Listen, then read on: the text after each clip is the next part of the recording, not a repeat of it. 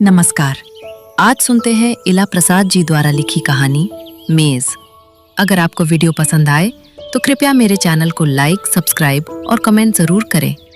जब घर पूरी तरह व्यवस्थित हो गया और उसके बाद भी हम ये तय नहीं कर पाए कि इस छोटी काठ की चौकी को कहाँ रखें, तो अंततः हमने उसे आंगन में निकाल दिया। आंगन में मेज सहित 4 कुर्सियां पहले से पड़ी थीं, इसलिए वस्तुतः उसका वहां होना भी निरर्थक ही था।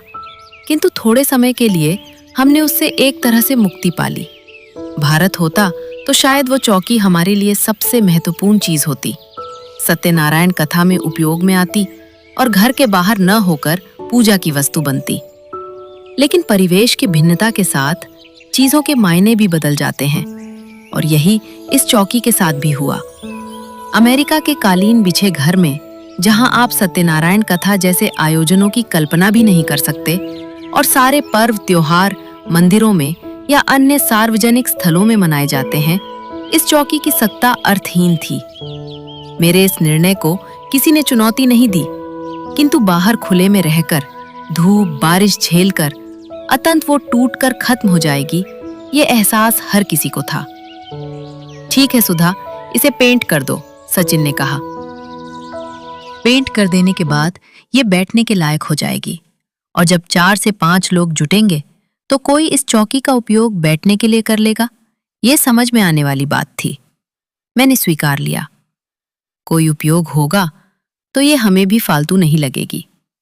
जब मैंने उसे घर में पड़े हरे रंग के वार्निश से पेंट कर डाला तो सचिन ने माथा ठोक लिया। मैंने सोचा था तुम इसे कायदे से पेंट करोगी, कोई अल्पना जैसा डिजाइन बना दोगी कि ये खूबसूरत लगे।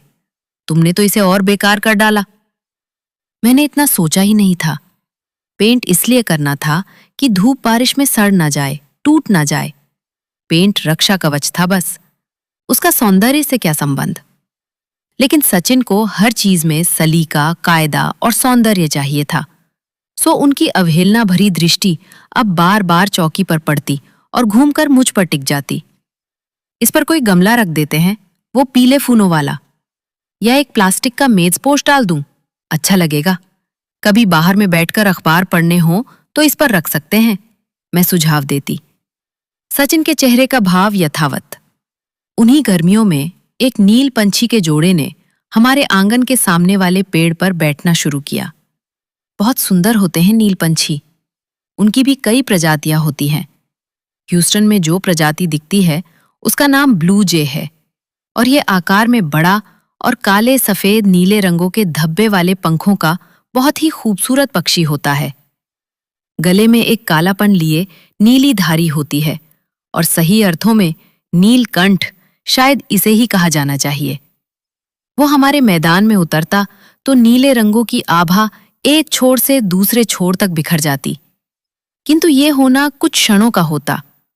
बेहद डरपोक वो वापस किसी पेड़ पर गायब हो जाता। मैंने किताबों में पढ़ा, उसे पानी में खेलना पसंद है। हमें लगा अब चौकी काम में आने वाली है। इस पर एक कठौत पानी भरकर रख देते हैं, ब्लूबर्ड नहाएगी। ये क्रांतिकारी विचार सचिन को भी पसंद आया, किंतु डरपोक ब्लूबर्ड ऊपर से गुजर जाती, आंगन में उतरे बिना।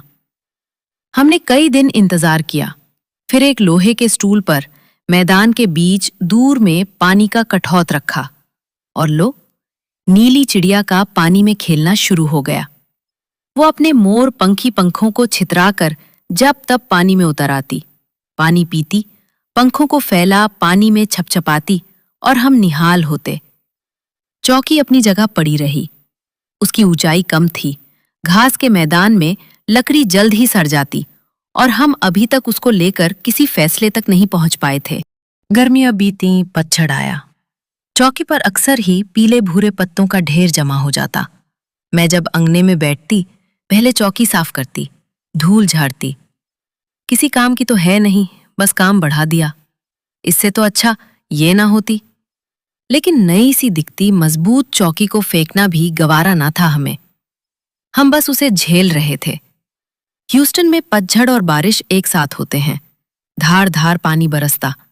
जल्दी ही नई दिखने वाली चौकी का रंग रोगन उतरने लगा। टूट जाए तो फेंक दूं, मैं मन ही मन सोचने लगी। शायद कुछ ऐसा ही सचिन भी सोचते होंगे, क्योंकि जब वो आंगन में उतरते तो एक ठोकर मारकर देखते, तसल्ली करते होंगे कि बेकार हो गई क्या। पतझड़ के बाद ठंड उतरी। आमतौर पर यहाँ इतनी ठंड नहीं पड़ती, लेकिन इस साल पड़ी। पत्तों पर बारिश की बूंदें बर्फ की झालर बनाने लगी। चौकी का रंग और खराब हुआ। हरा वार्निश जगह जगह से उतर गया था और काठ का रंग नजर आने लगा था। वो अब हमारी दृष्टि से ही नहीं, मन से भी उतर रही थी। दूसरी ओर ब्लू बर्ड के लिए हमारा आकर्षण बढ़ता जा रहा था। सर्दियों के बाद जब वसंत आया तो ब्लू बर्ड ही नहीं, कार्डिनल, अमेरिकन राबिन, कटफोड़वा आदि कई पक्षियों के दर्शन होने लगे। इनके लिए दाना डालेंगे, मेरा मन मचला। दाना खाएंगे तो देर तक हमारे करीब रहेंगे। आजकल एक लाल फिंच भी आने लगी है, मैंने सचिन को बतलाया। सचिन पहले तो मेरे इस बचपने पर हंसे, फिर सारा दिन मैं घर में अकेली रहती हूं तो मन लगेगा, ये सोचकर मेरे साथ बाजार जाकर बर्ड फीडर और उनका दाना साथ साथ ले आए। पक्षियों ने हमारे इस निर्णय का स्वागत किया। बस ब्लू बर्ड दूर दूर रहती। गहरी असंतुष्ट नजरों से वो दूर से देखती, तभी पानी पीती और फिर फुर हो जाती। हाँ, गौरैयों की संख्या बढ़ती जा रही थी। एक समस्या और आई। गिलहरी को हमारा बर्ड फीडर पसंद आ गया था। वो चुपके से आकर ढक्कन खोल पक्षियों का दाना खा जाती। अब हमारे काम में बर्ड फीडर की चौकसी करना और शामिल हो गया। दिन दोपहर अब मैं आंगन के सामने कमरे में पर्दे की आड़ में बैठने लगी। गिलहरी जिस गति से खा रही थी वो बहुत ज्यादा था और हमारे बजट में पक्षियों के लिए इतनी जगह नहीं थी। कभी कभी लाल फिंच आकर पुकारती, हम समझ जाते दाना या तो खत्म हो गया या फिर गिलहरी ने खा डाला है। इन्हीं दिनों एक दिन मूसलाधार पानी बरसा। छुट्टी का दिन। सचिन घर पर ही थे, वरना ऐसी बारिश में निकलना चिंता का सबब होता है। तमाम व्यवस्था के बावजूद सड़कों पर पानी भर जाता है, एक्सीडेंट होते हैं और बाढ़ की स्थिति भी आती रहती है। ये दीगर बात है कि ऐसी स्थिति देर तक बनी नहीं रहती और बारिश थमते ही कुछ घंटों में स्थिति ठीक हो जाती है। लेकिन तब जब बारिश थमे, कई बार बारिश थमने का नाम नहीं लेती। आज ऐसा ही था। फिंच कई बार पुकार चुकी। आप कब दाना डालेंगे उसके लिए? मैंने हंसकर सचिन से कहा। सचिन सोच में पड़े खिड़की से बारिश देखते रहे। नहीं, बर्ड फीडर में डालना मुश्किल है, पूरा ही भीग जाऊंगा। रुको, मैं छाता लेकर चौकी पर दाने बिखरा आता हूं। मैंने उन्हें अविश्वास से देखा, लेकिन वे दूर थे, कुछ बोलना बेकार। वे गए और ढेर सारे दाने चौकी पर बिखरा आए। कुछ समय बीता। सामने पेड़ पर 3 नील पंछी बैठे थे। देखो, 3 हैं। मैं बेहद खुश हो आई। लगता है अब तक जो ये पक्षी हमारे दाने को अनदेखा कर रहे थे वो इसीलिए। मैंने पढ़ा है, गौरैया ब्लू बर्ड के अंडे खा जाती है। हमने उन्हें दाना खिलाकर ब्लू बर्ड की सहायता की है, इसीलिए वो दूर से देखती थी और अब अपने बच्चे के साथ हाजिर है।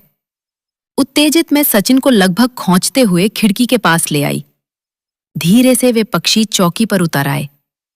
ये इनकी डाइनिंग टेबल है, आराम से खाएंगे, सचिन मुस्कराए। और सचमुच अगले कुछ ही मिनटों में ढेर सारी गौरैया, लाल फिंच का जोड़ा, पंडुक, मैना, कौवा और कबूतर मेज पर फैलकर एक दूसरे से लड़ते झगड़ते खाना खा रहे थे। पार्टी देर तक चलेगी, चलो इन्हें खाने दो, सचिन ने कहा और हंसते हुए मुझे अंदर ले गए। हमें वो बदरंग हो आई अध टूटी चौकी आज बहुत अच्छी लग रही थी। अब वो मेज थी, चौकी नहीं। तो ये थी इला प्रसाद जी की लिखी कहानी मेज। सुनने के लिए आप सभी का धन्यवाद।